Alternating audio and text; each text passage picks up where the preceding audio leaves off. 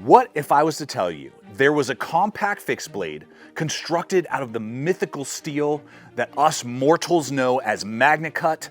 It had dozens of customization options for you to really dial in and trick out how you prefer to carry your fixed blades.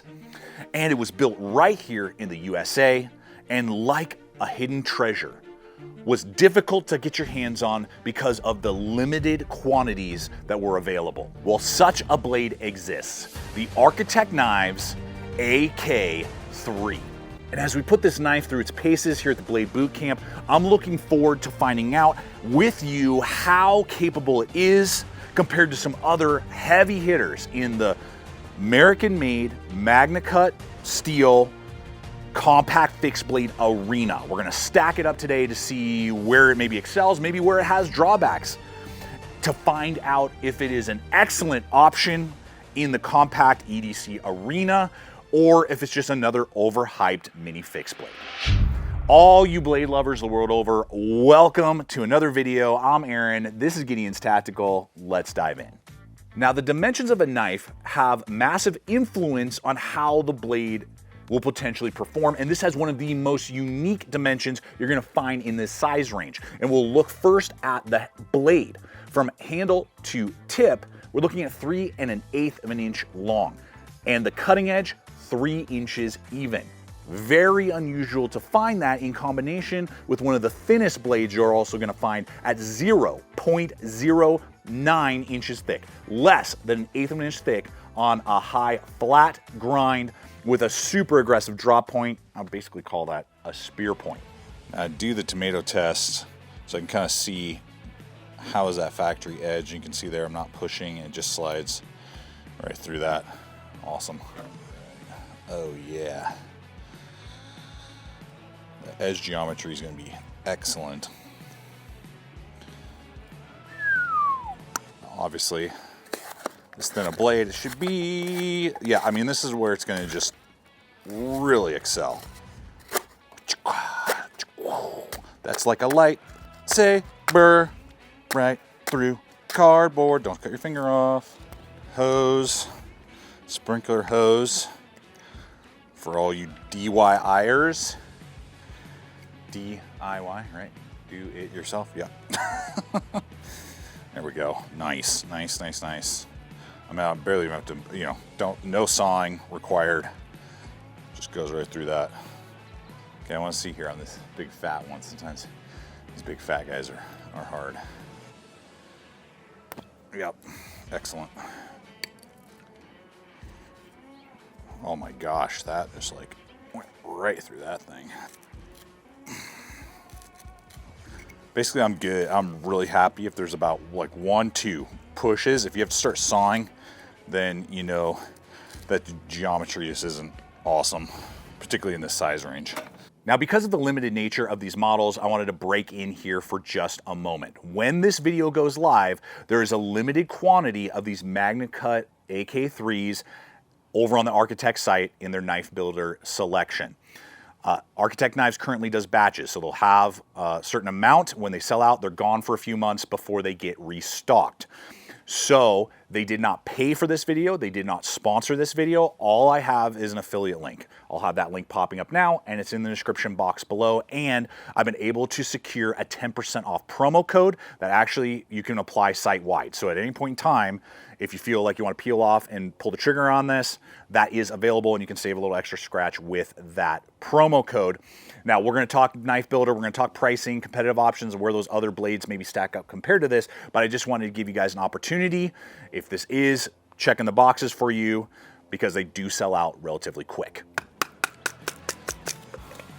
Just love tapping through some wood right there. Then you go, say hello to my little friend. The AK3.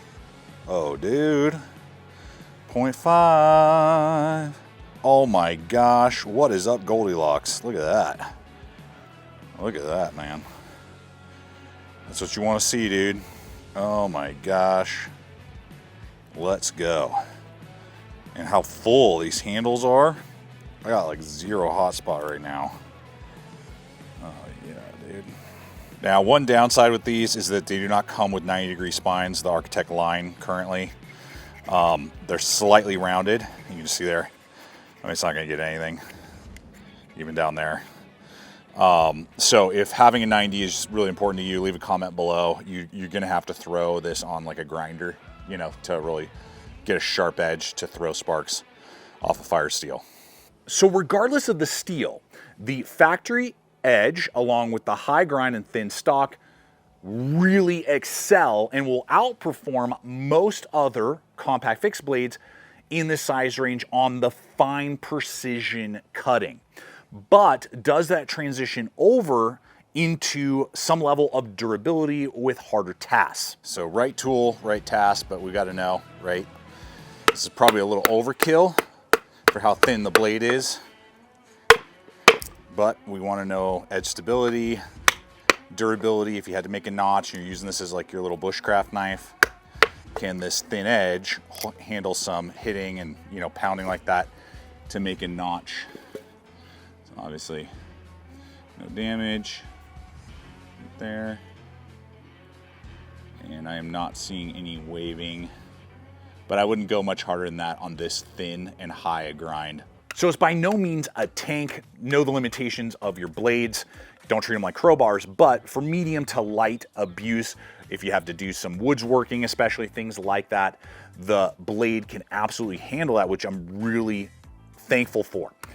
Now, that might be partially due to the MagnaCut steel. MagnaCut steel is an excellent stainless steel. White River is the OEM for these knives, which do phenomenal work, and they do an HRC of 62 on this particular model, which in most scenarios to me is kind of like the bare minimum. I have several MagnaCut blades that are like 62 to 64 on the HRC, and they perform exceptionally well. You can go watch my review on the MagnaCut 8-inch version of this knife, the AK8, and I went nuts on that, hanging weight sideways, doing lateral things, and the MagnaCut held up exceptionally well. And on top of being, you know, rust resistant and good wear resistant, it's relatively easy to field sharpen. You know, with a work sharp field sharpener, I've been able to hone my MagnaCut blades from Architect without, you know, any sort of issue. And it's, you know, lightweight. This tends to be a major problem with a lot of compact fixed blades. They give you really thin necks, so it feels like you're holding onto a pencil, and they don't put the handle scale around the guard, which does not help with ergonomics. And then finally, you often have not enough grip. They're just little tiny baby handles, you know, your pinky's falling off, whatever. That happens all the freaking time. Well, that is not the case with the AK3. The measurement from inside the guard to where this little angle starts to transition up is 3.75 inches long.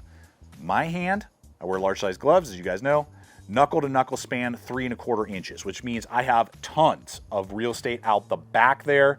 Check out that little hidden lanyard hole right there if you want to do that. And the guard is encapsulated by the scale, really helping with ergonomics. So this is all day comfort, guys. All day comfort and ergonomics in your hand. You can cut for hours with this thing. It feels like an excellently executed bushcraft knife. Now, this is where we start to transition a little bit on top of steel choices that sometimes come in and out, is where you can really dial in and customize your blade. The handle scales, these are burlap micarta. You can trick them out with, I don't know, a couple dozen, I want to say, micarta variants and G10 variants. You want high vis, you want low vis, you want camo, you don't. All of those factors coming together give it a standout capability that a lot of other compact fixed blades just can't compete with. They just can't. Now, when it comes to carrying this size of fixed blade, I've really come to connect with carrying it in my front pocket in replace of a pocket knife. That's where I tend to carry a lot of them. So depending on the sheath options, and there are many, that may make or break your decision making if you're like me and you like front carry pocket for this type of blade. So we're gonna look first at the Kydex. Now, all these are available in that knife builder section of the site. This is a pancake style Kydex sheath, and on all of my Architects, they are phenomenal. For that style, they are one of the best you're going to find. Lots of lashing points that will fit ulti clips, blade tech locks, all that you want. You can choose the different attachment points you want. I believe they are starting to carry ulti clips because this came from the factory. I didn't have to do that, or from the factory, from Architect, already attached. So that should be in the knife builder. You may have to kind of hunt around in the accessory section, but those should be available. Lots of lashing points. You get tension screws so you can lock it down. Even without it locked in, you can see the tension is excellent. Very, very minimal rattle. Excellent thumb ramp. Great deployment. Collects right into place. So, and you can do high vis, low vis, carbon fiber, you know, like all sorts of different options in the color palette. So if you like pancake design kydex sheaths, one of the best, and especially on the larger blades, it's awesome. Then if you prefer leather, there are leather options available. I believe this is off of my 3.5, so this is a little bit bigger, I think, for the knife, but it's the same like materials, just probably a little bit smaller. But you can see there you can get right or left carry, dangler, no dangler, leather sheaths. You know, you can get belt loop or fire steel loop, non-fire steel loop, all that stuff. There's tons of attachments. It's like the options for your sheath, leather or not, are mind-blowing. So you do have that option as well. Here's the deal. That's a pretty big footprint for front pocket carry right there. This is going to have a bigger footprint than knives, say like the TRC POHLEIM that has a taco designed sheath, just to show you there. I'm gonna try and line those up. I might have to run in a photo, but we're looking at probably close to an inch broader in your pocket if you're going to pocket carry. As it stands, it depends on my pair of pants. On some pairs that kind of have a broader mouth front pocket, I can easily front carry pocket, and I've done it multiple times with both the 3 and 3.5. On certain other kind of smaller front pockets, you're fighting with it to try and get your keys out, and you know, it's just not ideal. And so it really will come down to your choice, but just know that the footprint is pretty broad, and it would be great at some point in the future to get the 3 and 3.5 in a taco design kydex to give more options for that front pocket carry. But leave a comment below. If you carry these little guys, where do you usually carry them? On the belt, back pocket, or somewhere else completely? Now for the nitty gritty. The pricing of this build, as well as how does it stack up compared to some of those other premium MagnaCut, you know, compact fixed blades. Now the build out sheet was, I believe, $192 for the build that we see here before my 10% off promo code. So if you use that, we're looking at like what, 175 ballpark, around there, depending on, you know, what options, you know, you build it out more, it might be a little bit more expensive, you can streamline it even more, maybe it'll be a little cheaper. That's an excellent value, especially when you consider the lifetime, no questions asked warranty that Architect Knives provides. One of the better warranties on the market. That is awesome and gives you, you know, just an extra sense of security with your tool. And so when we look at that, compared to, I know probably what a lot of you are questioning in your mind, how does this stack up to, say, the White River URSUS Cub? Previously reviewed. I'll have a link popping up to that review if you want to go check that out. I really like that knife. Comes in at 200 bucks, so this is going to be cheaper. And my major complaint with that was the handle. The handle was too short and had a bird beak exposed tang that created a hot spot on my pinky. This, in every way, is far superior ergonomically, according to my preferences. Your mileage may vary, but my preference, this is easily, it's like not even, it's a no-brainer. This is way more ergonomic, bigger, fuller, better handle, and it's a little bit cheaper. So, and it's interesting for those of you who do have a Cub and maybe are agreeing with my statement there, leave a comment below if you do. After my video, White River started to offer an extended aftermarket scale on their site that encapsulates that exposed tang. So it kind of helped a little bit, but this is still like bigger, fuller, and just, it's an easy choice. Go watch that video if you want more data on that. That's me and my mileage. Leave a comment below on your preference with that. Now, if we talk about this compared to another American-made blade, the REIFF Knives F3. Great blade, I love it. It's smaller by a little bit more kind of Puko design, but I still have full real estate on the very big, girthy handle there. I believe the overall blade length is 3 inches maybe, and then the cutting edge is like 2.56. Lower grind, 1/8 of an inch, 90-degree spine. This would be my preference for more woods crafting. The Architect is better at going through like cardboard and slicing, just because of the thinner stock and the higher grind, broader blade. And the REIFF will have a smaller footprint again, even though it is a taco design. Just because it's an overall narrower blade. It's got about almost an inch smaller profile for front pocket carry, but it's gonna cost you. This thing's like $265 when in stock. So I'll have links for that and all these blades that we're talking about in the description box below. So, you know, in certain scenarios, this is a better option for my carry and performance, but for general EDC, you know, utility, the Architect is, because of grinding and blade size, slightly better. Finally, let's just talk real quick about the AK3.5, which I've had a lot longer. This is an S35VN version. When I'm making this video, I know they have some of these in stock as well. Aesthetically, I like the 3.5 better. I'll be honest, the AK3 is kind of ugly to me. That doesn't mean performance isn't a factor, but you know, aesthetically, the 3.5 just looks a lot better, a little bit more missile-esque. Now, for actual performance sake, though, this is an 1/8. The grind, in you know, just the handle, it's heavier, it's bigger, you know, all that stuff. So for everyday carry, general utility around the house, you know, going out, you know, doing stuff, this is going to be slicier. It's going to be better performing. For out in the woods, I would probably prefer this if I was using this as a companion blade.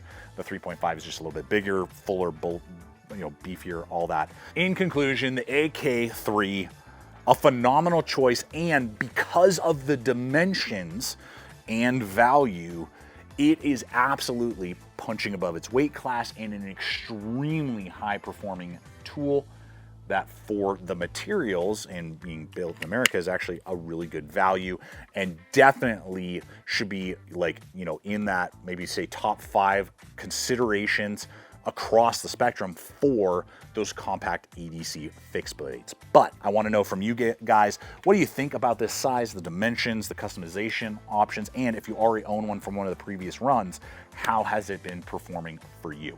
Always appreciate your guys' feedback. I invite you to check out the other video popping up that's being recommended to you, to subscribe if you haven't yet, and until next time, always remember to stay equipped, stay prepared, and I'll see you out there.